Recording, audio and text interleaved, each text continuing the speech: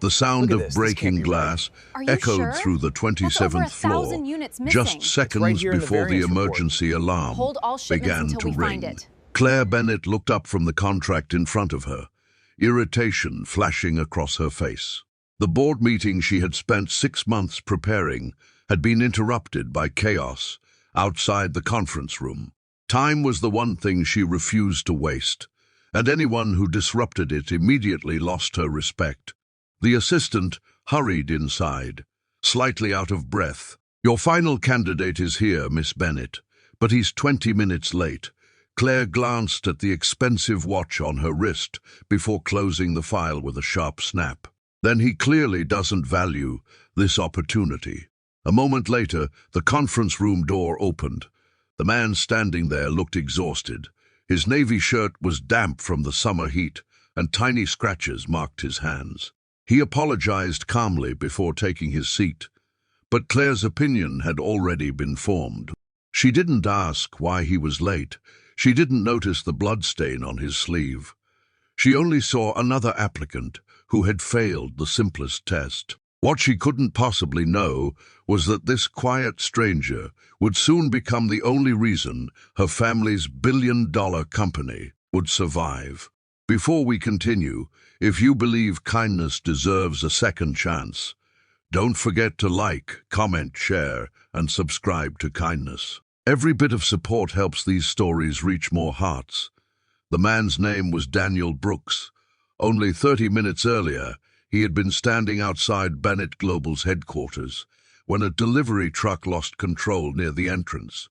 A security guard had pushed 2 visitors out of the way, but was knocked to the ground by falling glass. While dozens of people watched in shock, Daniel rushed forward without hesitation. He tore off part of his own shirt to stop the bleeding, called emergency services, and stayed beside the injured guard until paramedics arrived.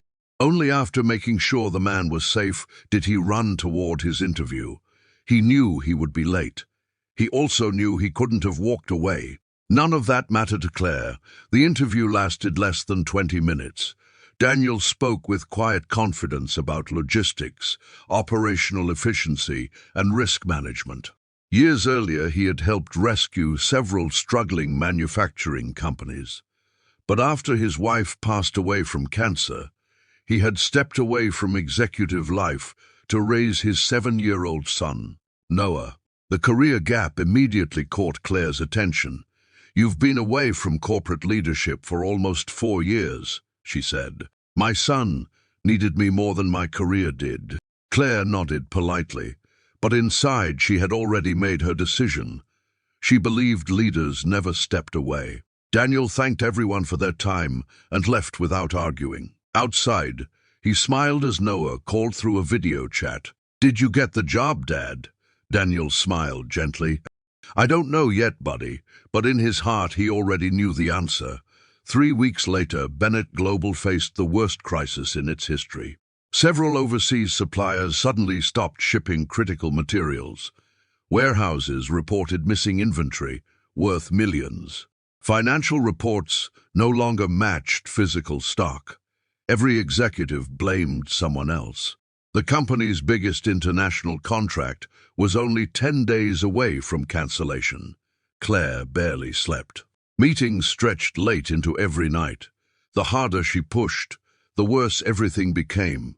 Then her elderly father, company founder Edward Bennett, quietly placed a thin folder on her desk. "I've seen this kind of collapse before," he said. Claire opened the folder.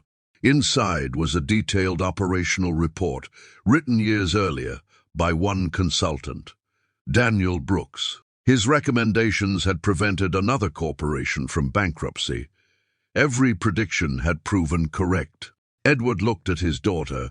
"Titles impress people. Wisdom saves companies." Claire hesitated. The memory of dismissing Daniel returned immediately. For the first time in years, she admitted she might have judged someone too quickly. Swallowing her pride, she called him. Daniel answered after the second ring. When she offered him a temporary consulting role, he remained silent for several seconds before accepting. Not because of the salary, because he still believed people deserved another chance. The next morning, he walked back into Bennett Global. Employees barely noticed him. He wasn't loud. He didn't arrive with assistants or expensive presentations. Instead, he spent hours walking through warehouses, speaking with forklift drivers, warehouse clerks, security guards, and delivery coordinators. He asked questions executives had never thought to ask within 48 hours. He discovered something astonishing. The missing inventory had never disappeared. Someone inside the company had deliberately changed warehouse tracking numbers, making millions of dollars worth of equipment appear lost while secretly redirecting shipments to shell companies. It wasn't incompetence, it was organized fraud. Daniel quietly gathered evidence before informing Claire. She stared at the documents in disbelief. Months of panic suddenly made sense. The company wasn't collapsing because of poor management. Someone from inside had been pulling it apart piece by piece. The investigation exposed 3 senior executives who had spent years stealing from the company while blaming operational failures. Police were called. The international contract was saved only hours before cancellation. For the first time since becoming CEO, Claire realized leadership wasn't about controlling every detail. It was about trusting the right people. A week later, the entire company gathered in the headquarters auditorium. Claire walked onto the stage. Instead of celebrating herself, she invited Daniel forward. Thousands of employees watched in silence. Claire took a slow breath. The biggest mistake I made wasn't hiring the wrong person. She looked directly at Daniel. It was judging the right person before hearing his story. The room erupted into applause. Daniel smiled awkwardly, clearly uncomfortable with attention.